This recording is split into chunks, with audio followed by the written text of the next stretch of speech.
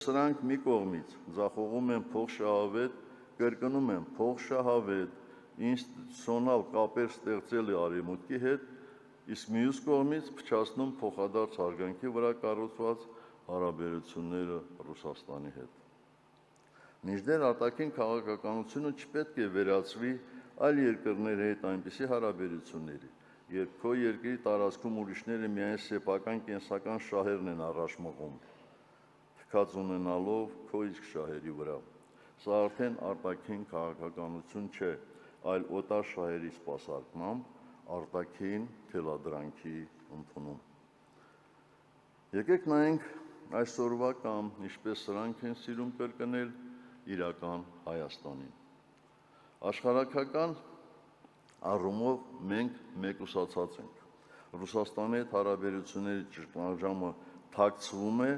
կամ մինչև այս վերջին 2-3 օրը թաքցվում էր հեշտ փողերի եւ արհեստական խթանիչների վրա ադրեցրած ապրանքաշրջանառության հետևում։ ՀԱՊ անդամակցությունը սառեցված է, բայց մենք ոչ մի այլ անվտանգության երաշխիք չունենք որևէ տեղից։ Հարևան Իրանի հետ երբեմնի բարիդրացական հարաբերությունները վերածվել են վախվորած անդեմ հարաբերությունների, երբ վախենում են անգամ ժամանակին ցավակցություն հայտնել այդ երկրի հոգևոր առաջնորդի եւ ռազմաքաղաքական ղեկավարության մի շարք ներկայացուցիչների զոհվելու կապակցությամբ։ Եվրամիության դիտորդական առաքելությունը արդեն համոզվել ենք, դիտում է, բայց չի պաշտպանում։ Ու դեռ հարց է, թե ինչ ճակատագիր կունենա ապագայում։ Ամերիկյան գործընկերությունը, որը հայտարարվեց մեծ աղմուկով, պայմանավորված է կես խաղաղության օրակարգի, նույնն է թե ամենօրյա սպառնալիքի ներքո Ադրբեջանի նվաստացուցիչ պայմանների ընդունմամբ, որից մենք ոչինչ չենք ստանում։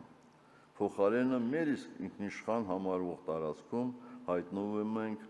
չափազանց մեծ վտանգների առաջ։ Եվ եթե որևէ մեկը կպնդի, թե Միացյալ Նահանգների նման հզոր պետության ղեկավարն է այդ խաղաղության երաշխավորը, ապա այստեղ ես հարց ունեմ, այդ դեպքում ինչու են լռության մատնվում Ալիևի հանրային ելույթներում Հայաստանի Հանրապետության տարածքների նկատմամբ հավակնությունները, ուղիղ սպառնալիքները, թե դրանք կոնֆլիկտ հրահրելու վտանգ չեն պարունակում, իսկ Հայաստանում անկախության հռչակագրին սահմանադրության մեջ հղում անելը, նույնիսկ պատարակի ժամանակ Արցախի Հանրապետություն բառակապակցության արտաբերումը պատերազմի կոչ է համարվում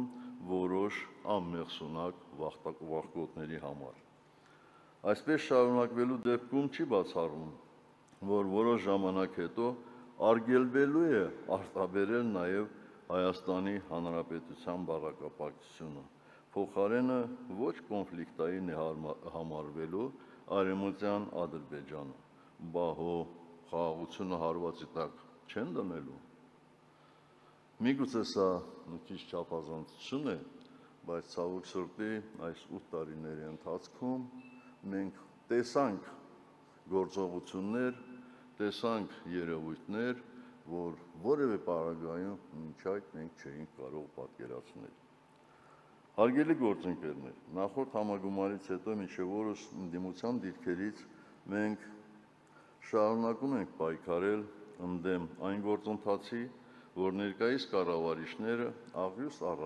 աղյուս կազմաքանդում են պետությունը, միաժամանակ դիֆերամներ ձոնելով գոյություն չունեցող ժողովրդավարությանը։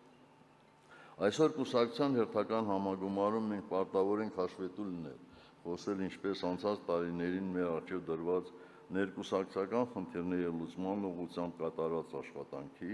դրանց արդյունքների, այնպես էլ հանրապետականի համար շատ ավելի կարևոր վերկուսակցական համազգային խնդիրների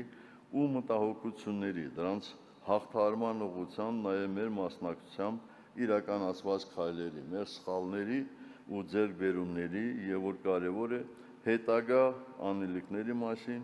այս վճռորոշ ժամանակահատվածում։